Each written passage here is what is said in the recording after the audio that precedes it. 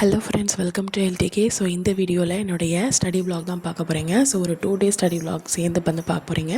So நான் already சொன்ன மாதிரி என்னோடய ஸ்டடி பிளானில் வந்து உங்களுக்கு வந்து ஜிஎஸும் ப்ளஸ் மேக்ஸும் வந்து அதிகமாக இருக்கிற மாதிரி, தமிழ் அப்படிங்கிறது வந்து சாட்டர்டே சண்டே படிக்கிற மாதிரி இருக்கும். ஸோ அப்படி தான் நான் பிளான் போட்டேன். ஏன் அப்படின்னா தமிழ்னா தமிழ்லேயே அப்படியே உட்காந்துக்கிட்டே இருப்பேன்.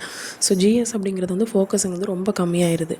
ஸோ அதனால் ஜிஎஸும் மேக்ஸ் ஃபஸ்ட்டு ஃபோக்கஸ் பண்ணிவிட்டு சாட்டர்டே சண்டே வந்து தமிழுக்கு ஃபோக்கஸ் பண்ணால் நமக்கு இன்னும் கொஞ்சம் ஒரு திருப்தியாக இருக்கும். ஜிஎஸ் வந்து எக்ஸாம் எழுத போகும்போது கொஞ்சம் ஓரளவுக்கு ஒரு திருப்தியாக இருக்கும் அப்படிங்கிறதுக்காக நான் வந்து ஜிஎஸ்ஸையும் மேக்ஸுக்கும் ஃபோக்கஸ் பண்ணேன். ஸோ நான் என்னென்ன லெசன் எடுத்தோம்னா பாலிட்டி, அதாவது ஜென்டிஎன்பிசி மோட்டிவேஷன் அவங்க வந்து போட்டிருக்கிறாங்க.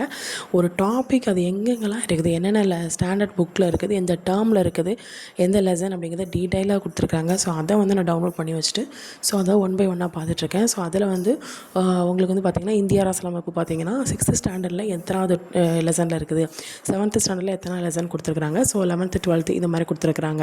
ஸோ அதை நான் ஃபாலோ பண்ணி படிச்சுக்கிட்டு இருந்தேன். என்ன தான் நம்ம எவ்வளோ தான் படித்தாலும் படிச்சுக்கிட்டே போய்கிட்டு இருந்தாலும் ஒரு லெவலுக்கு மேலே நம்ம டெஸ்ட்டு அப்படிங்கிறது எழுதுனா தான் நாம் எந்த லெவலில் இருக்கோம் அப்படிங்கிறத வந்து நம்மளால் ஐடென்டிஃபை பண்ண முடியும். ஸோ அதுக்கப்புறம் மறுபடியும் இன்னும் கொஞ்சம் ஃபோர்ஸ் பண்ணி நம்ம படிக்கணும். ஸோ இந்த மாதிரி தான் நம்ம வந்து பண்ணணும். ஸோ அதனால தான் நான் இந்த மெத்தடை யூஸ் பண்ண ஆரம்பித்தேன். ஸோ லேட் ஆனாலும் பரவாயில்ல, டெஸ்ட் எழுதணும். ஒரு லெசன் படித்தா உடனே டெஸ்ட் எழுதணும்னு நினச்சேன். சொன்ன மாதிரியே நிறைய மிஸ்டேக்ஸ் வந்து வந்துச்சு. ஸோ அப்போ நான் இன்னும் கொஞ்சம் எக்ஸ்ட்ராவாக படிக்கணும் அப்படிங்கிற மாதிரி நான் நினச்சிக்கிட்டேன். ஸோ என்னென்ன லெசன் அப்படிங்கிறத நான் சொல்கிறேன். ஸோ 6th ஸ்டாண்டர்டில் பார்த்தீங்கன்னா 6th ஸ்டாண்டர்டில் டேர்ம் 1ல் வந்து சமத்துவம் பெறுதல், 7th ஸ்டாண்டர்டில் சமத்துவம், அதுக்கப்புறம் 8th ஸ்டாண்டர்டில் வந்து உங்களுக்கு வந்து சமயச்சார்பினை புரிந்து கொள்ளுதல், நெக்ஸ்ட் வந்து பார்த்திங்கன்னா 10th 12th அரசியலமைப்பு. ஸோ இதுதான் நான் படித்தேன்.